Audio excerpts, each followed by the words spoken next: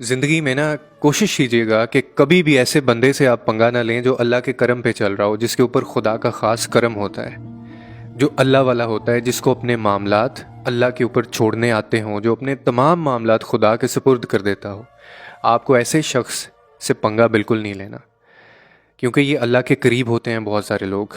और इशफाक अहमद साहब से भी एक पूछा गया था एक दफ़ा, उनकी किताब में भी इसका जिक्र है।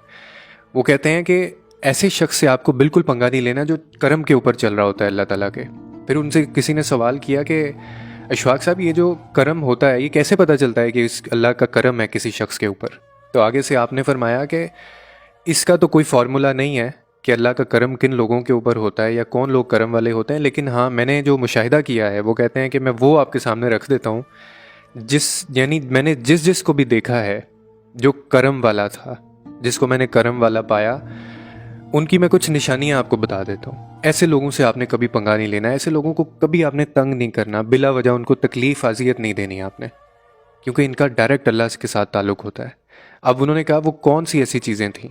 आपने कहा कि जब भी मैंने कोई ऐसा बंदा देखा जिसके ऊपर रब का अल्लाह का करम था, मैंने उसको आजिज़ पाया हमेशा।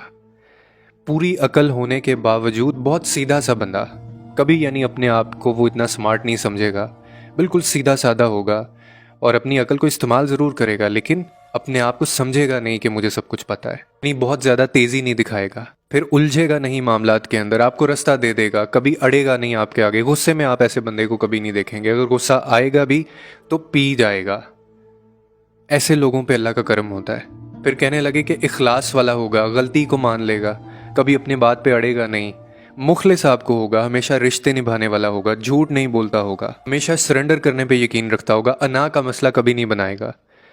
जिसके ऊपर अल्लाह का करम होता है ना, उसकी ज़ात से हमेशा दूसरों को फ़ायदा होता आप देखेंगे। वो खुद बहुत कम आपको फ़ायदा लेता हुआ नज़र आएगा। और हम लोग पहले अपना फ़ायदा सोचते हैं। हम पे खुदा का करम कैसे हो?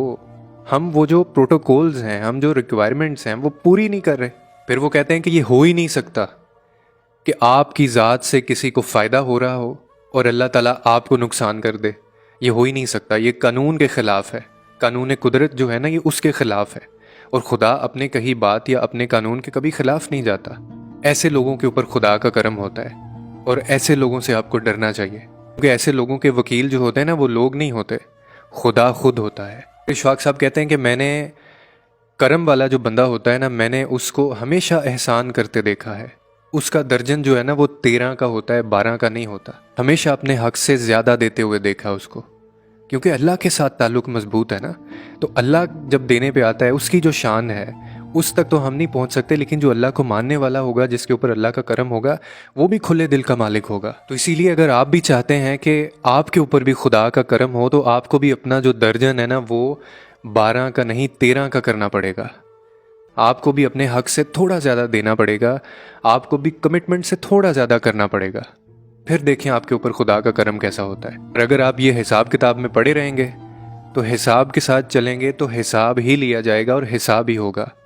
और जो दिल का कंजूस बंदा होता है ना, उसके लिए ये सारी कायनात कंजूस होती है, और दिल के सखी के लिए ये पूरी कायनात ख़जाना है, और उसके माल के अंदर, उसकी दौलत के अंदर कभी कमी वाक़या नहीं होगी। जैसे खुदा के पास किसी चीज़ की कमी नहीं है ना, तो जो उसको मानने वाले हैं ना, जिसके ऊपर अल्लाह का करम होता है, उनकी ज़िंदगी में भी माल, दौलत, रिश्ते, इखलास और जितनी भी चीज़ें वो दे सकता है, कभी उन चीज़ों में कमी नहीं आएगी, हमेशा उसको ज़्यादा ही मिलेगा।